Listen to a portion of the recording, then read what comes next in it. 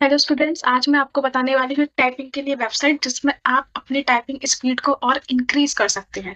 तो सबसे पहले स्टार्ट करते हैं। यहाँ आप गूगल ओपन करेंगे, गूगल में टाइप करेंगे typing speed test, enter press करेंगे। सबसे ऊपर वाली ये जो वेबसाइट आपको शो हो रही होगी, live chat free typing test, इस पर क्लिक करेंगे। ये वेबसाइट जो है मेरी फेवरेट वेबसाइट है, जिसमें मैं अपनी टाइपिंग स्पीड को और इंक्रीज कर चुकी हूँ। आप भी इसमें अपनी टाइपिंग की स्पीड को और ज्यादा इंक्रीज कर सकते हैं। ठीक है, इसमें 60 सेकंड दिए जाते हैं। वर्ड पर मिनट के साथ साथ आपको एक्यूरेसी भी बता देता है आपकी टाइपिंग स्पीड की क्या रहती है।